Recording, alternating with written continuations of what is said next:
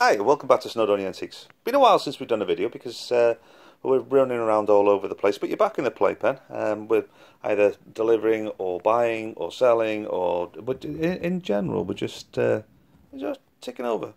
Well, we're happy with ticking over. Now we're doing a video today on Griffith Owen. Ta-da! Right, now you've got to remember that Watkin Owen was the most prolific clockmaker from Llanrwst. Okay, dating from about 1776 all the way to about 1808, he was making these clocks.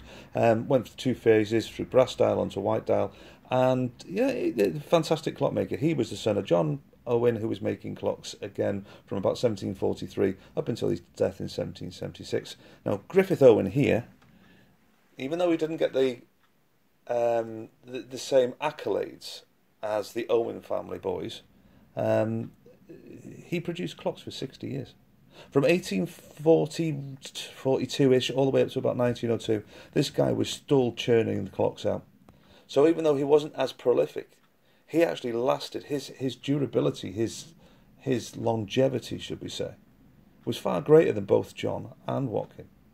John started the business of making clocks in Llanrwst in about 1742, 43-ish.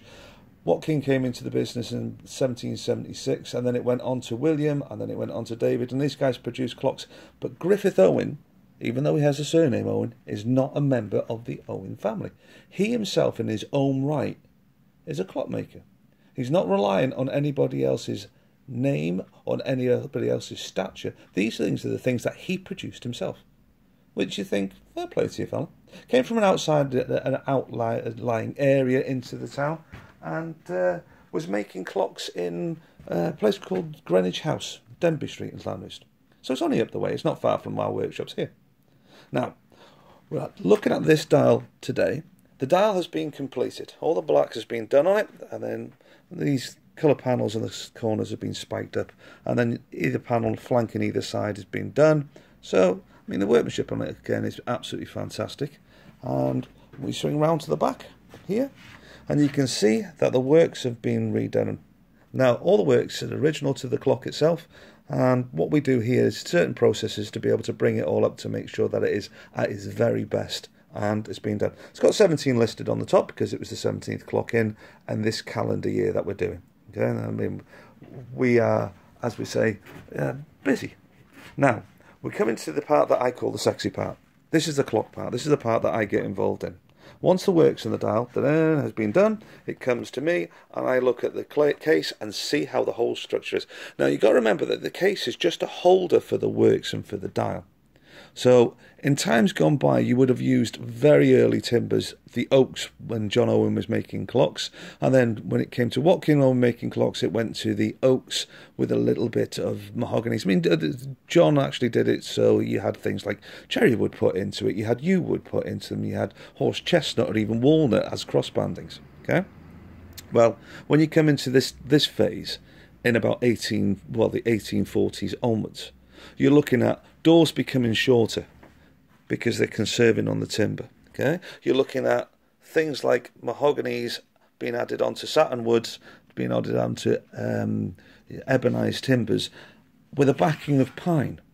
Again, it's to be able to save timber. The backboards here have come into what, 1/4 inch to 3 inch, 3/8 of an inch backboards instead of the heavy duty oaks, and then you've got pickups, mahogany crossbanding in areas, things like this, like a rosewood crossbanding, well, a rosewood band. Now this is a later add, and it'll be removed, and the mahogany crossbanding can be put back onto that part.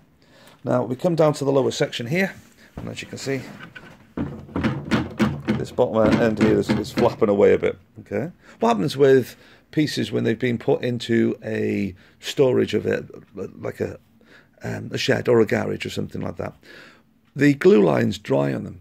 The actual glue line itself, water gets in between the pair, the glue lines perish, then all of a sudden the facings come away. Now what we're going to have to do is we're going to have to take this back to its original format. That means literally rip away anything that's got a glue line, any joint, anything like a moulding that needs to come off will come off. We'll check the glue lines, re-glue everything, put it all back together again the way that it should be.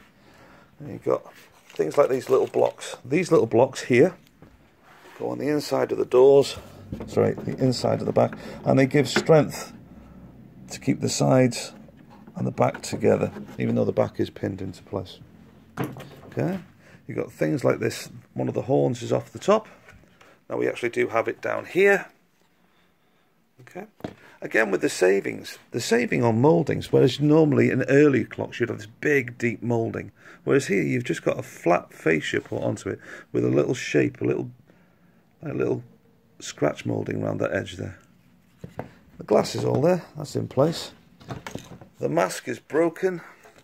The mask is this little piece of timber, there you go, usually about an inch and a quarter in width, and they go up to the top here on the side, and then the face fits in, and the mask stops all the dust from getting into the works.